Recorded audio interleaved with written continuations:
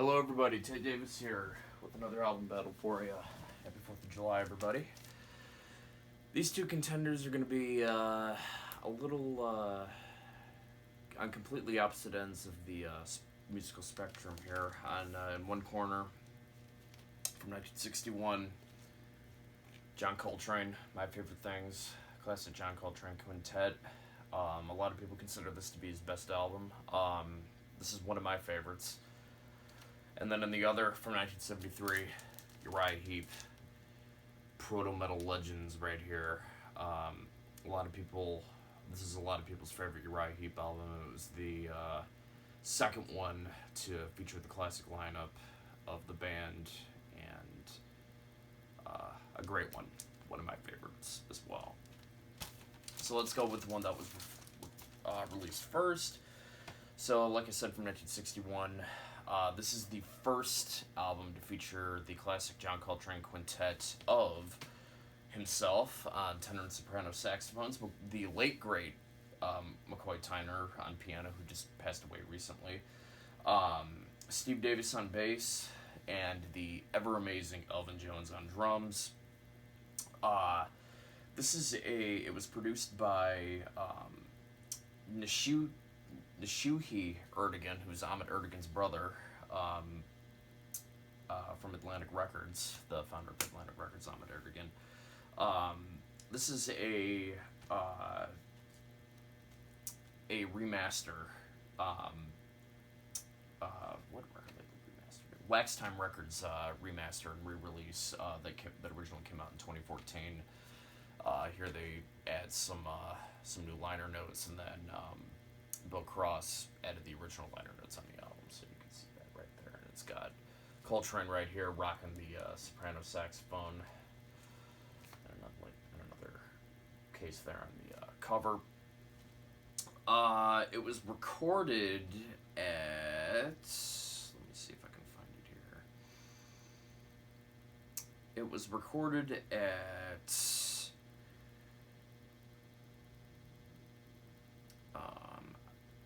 I don't believe it was at the Rudy Van Gelder studio in New Jersey. It could have been somewhere in New York. This is not telling me. The liner notes are not telling me here. But a very, very great album. So what are the songs on here? So it opens up with the title track, My Favorite Things. Of course, the old musical number from what's that musical? The Sound of Music. Done really well on here.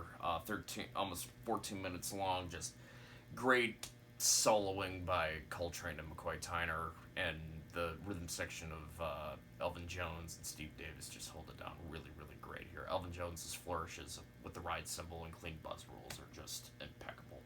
In my opinion, one of my favorite jazz recordings of all time is My Favorite Things.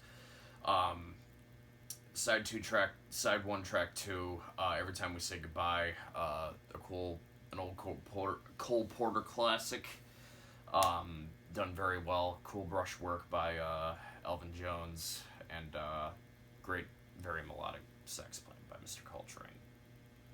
Opening up side B, we have Summertime. A great version of Summertime.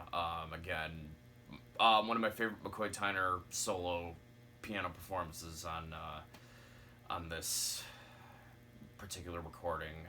Again, Coltrane sounds great. It's just a really great recording. And then closing out the original album, we have But Not For Me Again, another great tune. This one was penned by George and Ira Gershwin. Great song. Great playing from Coltrane. And then, as a bonus track with this remaster, we have a John Coltrane original called Like Sonny. I don't know if it has anything... It might have been written in tribute to Sonny Rollins. Or Sonny Stitt. Probably Sonny Rollins. This one features a slightly different lineup. So we have John Coltrane on tenor sax, McCoy Tyner on piano, Steve Davis on bass, Billy Higgins on drums instead of Elvin Jones, and that was recorded in Los Angeles in September of 1960. So overall, probably one of the greatest jazz albums of all time. Arguably arguably Coltrane's greatest album. The performances on here are impeccable. This is a must-have for any kind of novice jazz collector right here. This is a great one, folks. I really love this a lot. And over in the other corner, where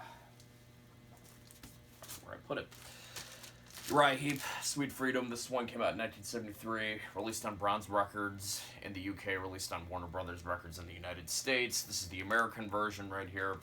How about that album cover right there with the sunrise? The guys in the band there. Here's the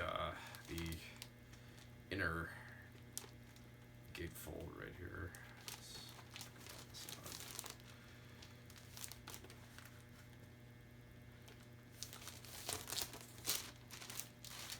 Try pulling this out. And the lyrics. Pretty cool. Here are the guys in the band right here. So we got David Byron on lead vocals. This guy. Ken Hensley on Hammond organ, keyboards, acoustic guitars, backing vocals, and the main songwriter of the band during this time. Mick Box on guitar. The ever wonderful Mick Box still remains in the Heep lineup to this day. Lee Kerslake on drums and backing vocals. He would be playing with Ozzy not too long from now. And then the ever gone away too young great bass player Gary Thane from the Keith Hartley band originally, his second album with the band. One of my favorite lineups in early heavy metal history, probably in any band. Yeah, that's all on the inside. So, what about the songs on this album, huh? It opens up with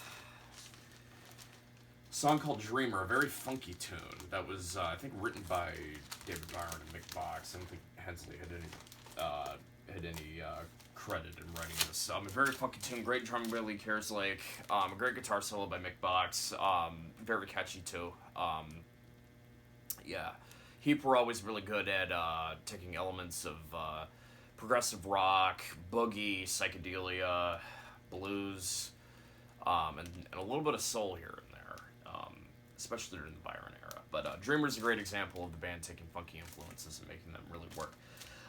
Track number 2 on side 1, the big hit from this band, probably one of the most well-known Uriah Heep songs, and kind of the biggest hit from this album was Stealin'. Great catchy song with a great guitar solo by Mick Box. I love the shuffle feel of it. I like Byron's scream going into the guitar solo in it too. The Ever Prog You One Day, very kind of atmospheric, pounding tune with sort of an optimistic feel to it. Didn't I tell you everything's gonna be alright? Great vocal by Byron in this one. And then closing off side 1 is the epic title track, blasting it on this wonderful Independence Day. Well, I wouldn't call it so wonderful given the times we're living in, but sweet freedom, sweet freedom. Great song, great organ melody by Ken Hensley in the beginning. Flip over the vinyl, side 2. Another great Ken Hensley kind of atmospheric prog tune called If I Had the Time. 7 stars. Really great song. Another shuffle. Kind of a fun tune. The ever kind of moody and atmospheric folky Circus. Great acoustic guitar work by Mick Box and Ken Hensley in this song. I really enjoy this. Circus is great. And then probably my favorite song on the album, closing off the proggy, heavy Pilgrim. In my opinion, one of David Byron's best vocals ever, especially at the end where he's singing in falsetto. Pounding drums by Lee Kerslake, screaming guitar solo by Mick Box, atmospheric Hammond organ by Ken Hensley, and some great bass playing by Gary Thane. Pilgrim is amazing. This is a great album. So top to bottom, one of my favorite Uriah Heep albums, arguably the best if you ask a lot of people. So, when I'm comparing them side by side here, I know what you might be thinking. One's a rock album, one's a jazz album. How can you possibly compare them and put them against each other? And pick one of them over the other when they're completely different styles of music? Well, that's the thing. It's a tie. Because I listen to one album when I'm in the mood for something, and for me to pick one over the other would just be silly. I just put these two albums next to each other because I really, really wanted to talk about them. So, 12th round matchup. Both combatants of both ensembles are down after a brutal, brutal fight. I just can't pick between the two of them. They're so great in their respective genres, and I just can't pick. I love them both. Typically, if you're not if you hate this, that's fine, and you like this better, you'll probably favor Uriah Heep. But if you all you jazz aficionados out there, you hate rock music, and you'll probably dig this. Fine, that's fine. I love them both for different reasons. Both ensembles right here, the John Coltrane Quartet and this lineup of Uriah Heep, are probably the best lineups that this name has ever seen in its history. So, overall, very, very, very strong albums. And I'm not going to pick, because it's a tie. Alright. I hope you have a happy 4th of July. We'll, thank you very much for watching. Stay tuned for more of these in the future. And we stay safe out there. And we'll see you later.